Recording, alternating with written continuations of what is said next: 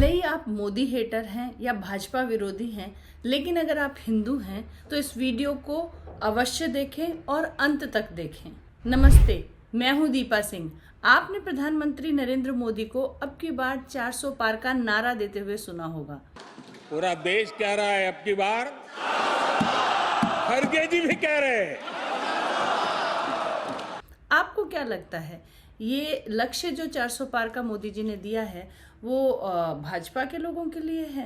क्या आपको भी ऐसा लगता है कि मोदी जी को तीसरी बार प्रधानमंत्री बनना है, इसलिए 400 पार का नारा दे रहे हैं?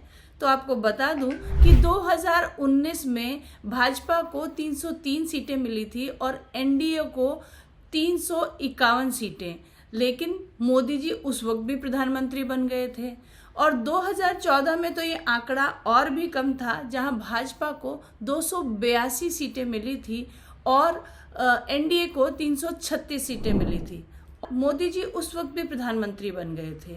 आज पिछले 10 सालों में मोदी जी ने इतने गरीबों के सिर के ऊपर छतें दी हैं, इतने शौचालय बनाए हैं, इतने घरों में नल लगाए हैं और ना जाने कितने बैंक अकाउंट्स में डायरेक्ट पैसा भेजा है कि उनको प्रधानमंत्री बनने के लिए 400 पार जैसा लक्ष्य निर्धारित करने की आवश्यकता नहीं है।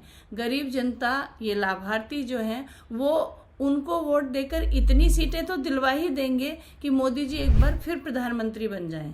यदि आप चाहते हैं कि हाथ में कलावा बांधने और मेहंदी लगाने पर हमारे बच्चों को स्कूलों में सजा नहीं बल्कि उन्हीं स्कूलों में उनको वैदिक शिक्षा मिले, बहन बेटियों पर होते लव जिहाद पर विराम लगे, अपने ही देश में अपनी ही जमीनों से खदेड़े जाने वाले हिंदुओं को न्याय मिले, जबरन होते कन्वर्जन पर कानूनी कार्रवाई हो और हमारे हिंदू मंदिरों को सरकारी नियंत्रण से मुक्ति मिले, ऐसे ही और ऐसे बहुत सारे हिंदू विरोधी प्रावधानों से मुक्ति के लिए जो 400 पार का नारा है वो बीजेपी का नहीं है। वो 400 पार का लक्ष्य किसी राजनीतिक पार्टी के लिए नहीं है। वो 404 का या 400 पार का जो लक्ष्य है वो हम जैसे हर एक जागरूक हिंदू के लिए है। अक्सर घरों में कहा जाता है कि बेटा पैदा करोगे तो वंश आगे बढ़ेगा, लेकिन वंश आगे तब बढ़ेगा जब वंश बचेगा। पश्चिम बंगाल के संदेश खाली और मेवात के नूह में पिछले दिनों जो कुछ हुआ है वो एक चीज़ बहुत साफ कर देता है कि देश की न्याय व्यवस्था में, देश के संविधान में जब तक हिंदुओं की रक्षा के हेतु प्रावधान नहीं होंगे तब तक भारत में हिंदुओं के अस्तित्व पर काले बादल मंडराते रहेंगे। जिस धर्म की रक्षा के लिए हमारे पूर्वजों ने अपना सब कुछ बलिदान कर दिया, उस धर्म की रक्षा के लिए क्या हम मतदान नहीं कर सकते?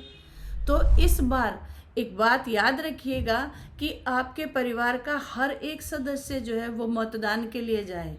100% आपके घर का मतदान होना चाहिए। एक भी वोट जो है, एक भी मत है वो वेस्ट ना हो। आप तो जाएं ही, अपने साथ अपने नाते रिश्तेदार, अपने पड़ोसियों को भी लेकर जाएं और ध्यान रखें कि आपका, हमारा, देश के करोड़ों हिंदुओं का लक्ष्य है अब की बार 400 पार।